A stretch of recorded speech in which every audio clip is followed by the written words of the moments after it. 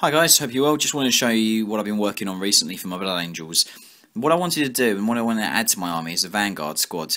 The reason I actually like them is obviously I like the idea of being able to deep strike, and I like the fact obviously they've got heroic intervention so they can assault, which is the big problem with deep striking, as we all know. What I've tried to achieve with this squad is I've tried to give them quite a mixed loadout, but keeps the squad fairly balanced and gives them the opportunity and ability to deal with quite a few different aspects of enemy units, whether it be vehicles or monstrous creatures or other units that are on the board.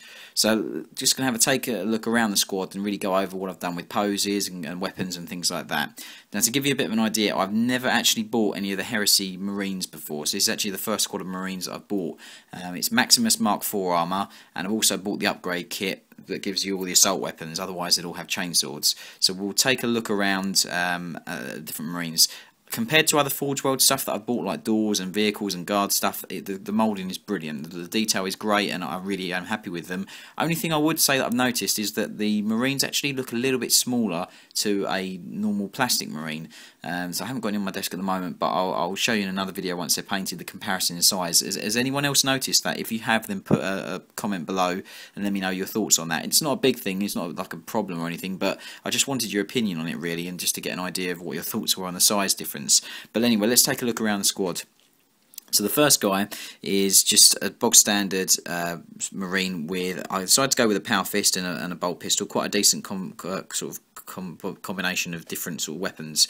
Quite happy with how he came out. Pose does look a little bit static. I wanted one in the squad that looked as if he just landed and was issuing a charge or something like that. But being obviously the first Marines that I've actually made using the resin, I wanted to have a practice with putting them together and practice with pinning and things. All of these are pinned, by the way, so just so you're aware of that.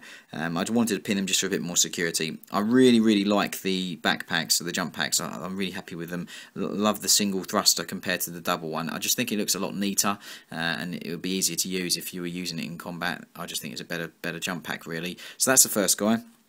I've also used a Blood Angel Sanguinary Guard head on him, just wanted a bit of variance, and obviously being Blood Angels I wanted the little sort of like details in there.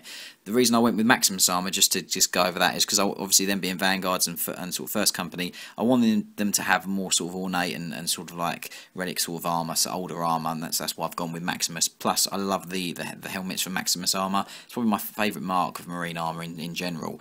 So the next guy is the guy with the twin lightning claws. I love the pose. I spent a lot of time trying to get him to have quite a bit of movement and really sort of like come up with a strike. So it looks like he's striking with one claw and he's about to swing with the other, and that's what I've tried to do with this guy. I've angled the head down to look like he's actually looking down on a foe as well. So, and I like also the details on the armour, like for example the stub of the armour. I think that's a really nice element of it. But this is this guy so far. Really happy with him. I think he's come out quite well. Both the arms are pinned, as you can see there. I've got a green stuff in, just a little bit of plasteel armour, but apart from that, he's essentially finished. Moving on to the sergeant of the squad.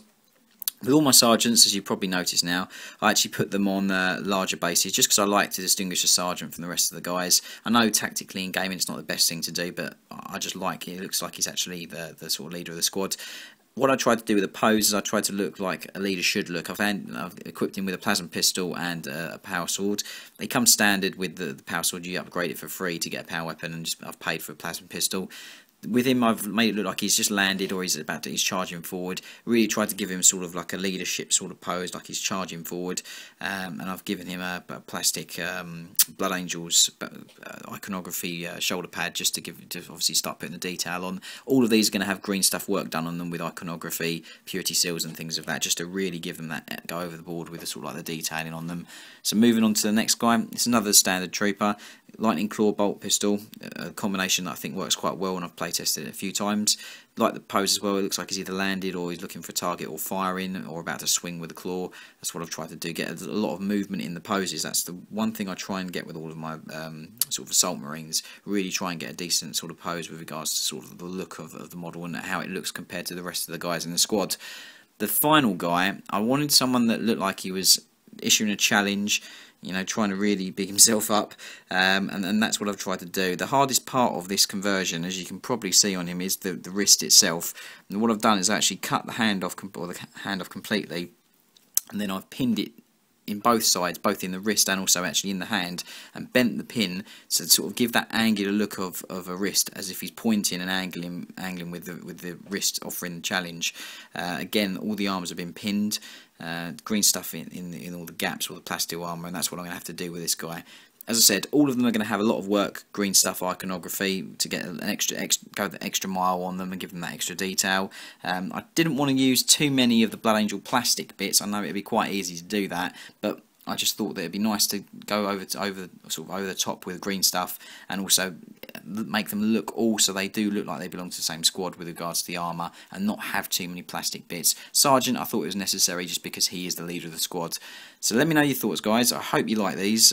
Please bear in mind, obviously, they're the first actual Marine Forge World unit I've made. I have bought loads of other Forge World things like tanks and other bits in the past, but as for a squad of the new Heresy Marines, this is the first one. So please obviously leave some comments below and let me know what you think about them.